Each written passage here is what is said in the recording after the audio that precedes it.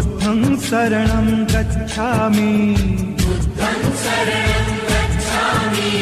धम्मं शरणं गच्छामि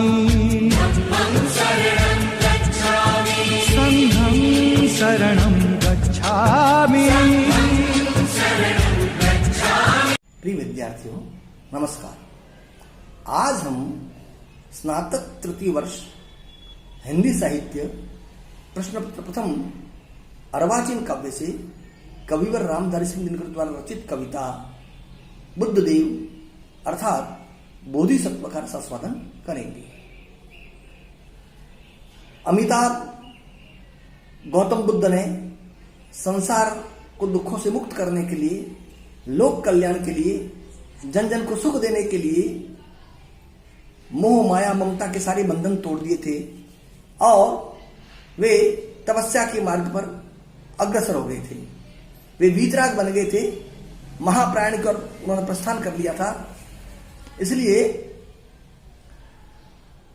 बुद्ध देव को संबोधित करते हुए कविवर दिनकर जी लिखते हैं, सिमट विश्व वेदना निखिल बज उठी करुण अंतर में, देव हुंकृत हुआ कठिन युग धर्म तुम्हारे स्वर में, काटो पर कलिया गहरी पर किया मुकुट का त्याग, किस सुलग्न में जगा प्रभु यौवन का तीव्र विराग, चले ममता का बंधन तोड़ विश्व की महामुक्ति की ओर।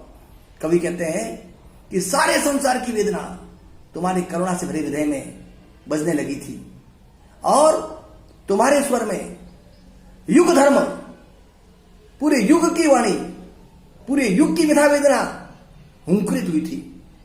आपने कांटों पर कलियों का परित्याग कर दिया, सुख वैभव उल्लास को ठोकर मार दी और कष्ट भरा जीवन अपनाया और आपने गैरिक वस्त्रों पर मुकुट का परित्याग कर दिया।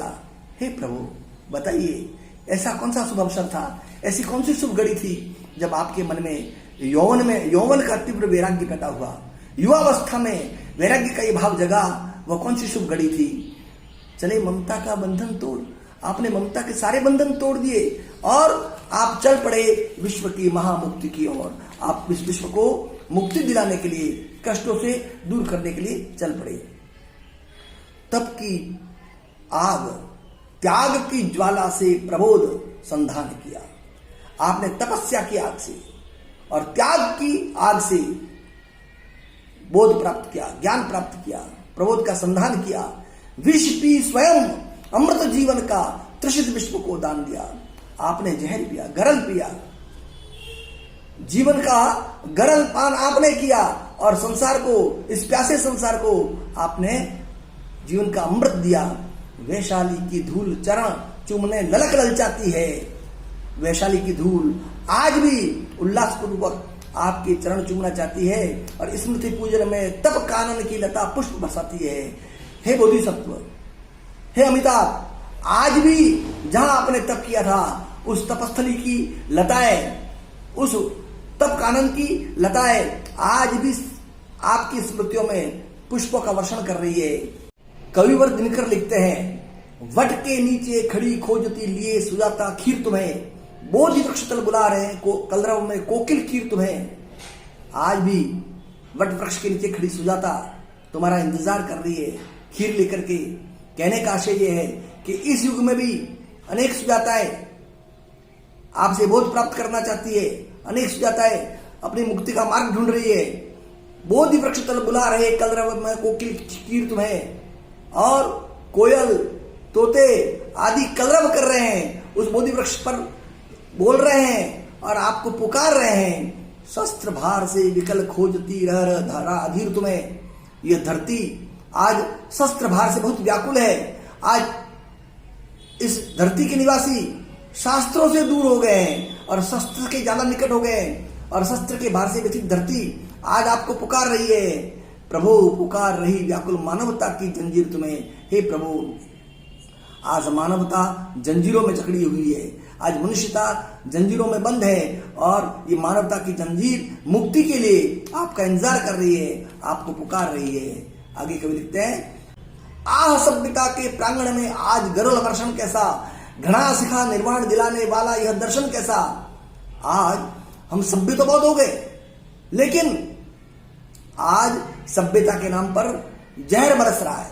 सभ्यता के नाम पर मनुष्य मनुष्य का दुश्मन बना हुआ है और निर्वाण की बात करने वाला धर्म और दर्शन भी आज हमें घृणा का पाठ पढ़ाता है। इसलिए कवि कहता है कि घृणा सिखा निर्वाण दिलाने वाला यह दर्शन कैसा, स्मृतियों का अंधेर शास्त्र का दम्भ। आज स्मृतियां शास्त्र ये सब दम्भ से ग्रस्त है, अहंकार से ग्रस्त है, ये मुक्ति का सच्चा मार्ग नहीं दिखा रहे हैं। तर्क का छल कैसा, आज तर्क हावी है। दीन दुखी असहाय जनों पर अत्याचार प्रबल कैसा, और दीन दुखी असहाय लोगों पर भीषण अत्याचार हो रहे हैं। आज भी उनकी सहायता करने वाला कोई नहीं है। आज दीनता को प्रभु की पूजा का भी अधिकार नहीं। जो दीनहीन है, जो तुच्छ है, जो समाज से कटा है, शोषित है, पतित है, उसको आज भी परमात्मा की पूजा का अधिकार नहीं है। देव बना था क्या दुखियों के लिए, निठुर संसार नहीं। कवि वर दिनकर कहते हैं, हे देव आप ही बताइए, क्या दीन दुखियों के लिए इस निष्ठुर संसार की रचना नहीं हुई थी? उन्हें अधिकार नहीं है। धन पिशाच की विजय, धर्म की पावन ज्योति अदृश्य हुई। धन पिशाच की विजय, जो धन वाले पिशाच है, जो अहंकारी, जिनके पास धन है और जिनको पिशाच और की तरह अहंकार है, वे सब जगह जीत रहे हैं, विजय प्राप्त कर रहे हैं और धर्म की पवित्र ज्योति तो लुप्त हो चुकी है। दौड़ो बोधिसत्व, भारत में मानवता स्पर्श हुई। कवि अत्यंत पीड़ा पूर्वक कराएंगे, हे बोधिसत्व, हे बुद्ध देव जल्दी आओ। भारत में मनुष्यता अस्पृश्य हो गई है। आज मनुष्य मनुष्य नहीं रहा है। कहने का आशय यह है कि आज मानव नहीं मिल रहा है। आगे कवि कहते हैं, धूप दीप आरती कुसुमले भक्त प्रेम वश आते हैं, मंदिर का पट देख जय कह निराश फिर जाते हैं। मंदिरों की हालत ये हो गई है कि मंदिरों के ताले लगे रहते हैं, मंदिरों में दर्शन का अधिकार तक नहीं है। धूप दीप आरती और फूल लेकर के प्रेम के वशीभूत भक्त आते हैं, लेकिन मंदिर का दरवाजा बंद मिलता है, बाहर से ही जय कह करके निराश चले जाते हैं। शबरी के झूठे बेरों से आज राम को प्रेम नहीं। कवि कहते हैं कि शबरी के झूठे बेरों से आज राम को प्रेम नहीं है। मेवा छोड़ शाक खाने का याद नाथ को नेम नहीं। भगवान भी अपने नियम को भूल गए हैं। श्री कृष्ण ने विदुर के यहाँ शाक खाया था, दुर्योधन की मेवा मिष्ठान को छोड़ करके, लेकिन लग रहा है कि इस युग के अनुकूल आज भगवान भी अपने इस नियम को भूल गए हैं। आगे कवि कहते हैं, पर गुलाब जल में गरीब के असुर राम क्या पाएंगे, बिना नहाए इस जल में क्या नारायण कहलाएंगे। आज के जो तथाकथित युग उद्धारक है, जो अपने आप को समाज का उद्धारक कहते हैं, वे तो गुलाब जल में नहाते हैं।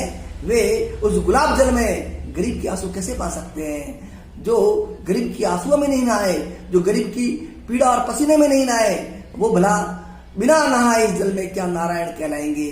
वो नारायण कैसे कहलाएंगे? मनुज मेघ के पोषक दानव आज निपट निर्द्वंद है।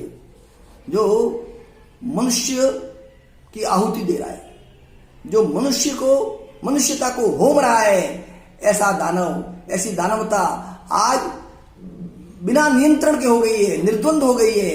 कैसे बचे दीन प्रभु विधनियों के किरण में बंद हुए। बेचारा दीन दुखी बचे तो कैसे बचे?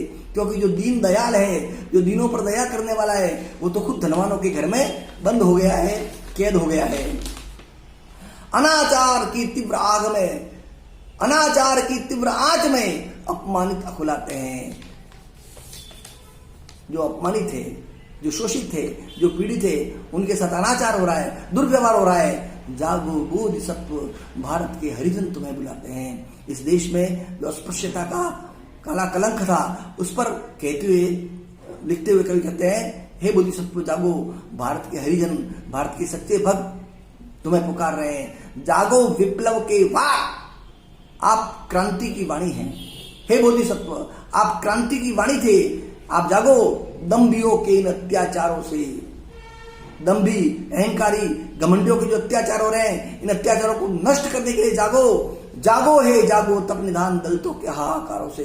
दलित आज भी हाहाकार कर रहे हैं। हे तप के भंडार गौतम बुद्ध जागो।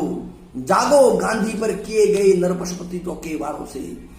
उन दिनों गांधी जी पर कुछ सामंतों ने आक्रमण किया था, उसका उल्लेख करते हुए दिनकर कहते हैं कि गांधी पर मनुष्य रूपी इन पशुओं ने, इन पतितों ने जो प्रहार किया है, आक्रमण किया है। हे बुद्धदेव आप जागो, जागो, मैत्री निर्घोष, आप मैत्री का उद्घोष हो। हे गौतम बुद्ध आज व्यापक युग धर्म पुकारों से पूरा युग धर्म, पूरा युग आपको पुकार रहा है, धर्म आपको पुकार रहा है। आप जागो, जागो गौतम, जागो महान। हे गौतम आप महान हैं, जगिएगा, जागो अतीत के क्रांति गान, आप अतीत का क्रांतिमय गान थे, जगिएगा, जागो जगती के धर्म तत्व, इस धरती के धर्म तत्व थे। हे गौतम बुद्ध जगिएगा, जागो, हे जागो बोधिसत्व, हे बोधिसत्व एक बार आप फिर से जगिएगा। इस कविता में कवि गौतम बुद्ध के जो भाव थे, गौतम बुद्ध के जो विचार थे, ऐसी विचारधारा को, ऐसे भावों को पुनः जागृत करना चाहता है और इस देश के हर युवा को ये संदेश दे रहा है कि गौतम बुद्ध की तरह मार्ग चुनो और इस समाज को कष्टों से, अन्याय से, अत्याचार से, पीड़ा से मुक्त करो।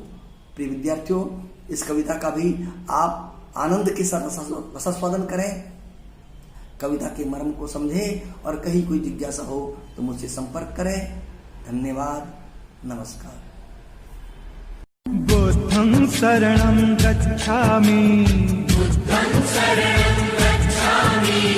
धम्मं शरणं गच्छामि, संघं शरणं गच्छामि।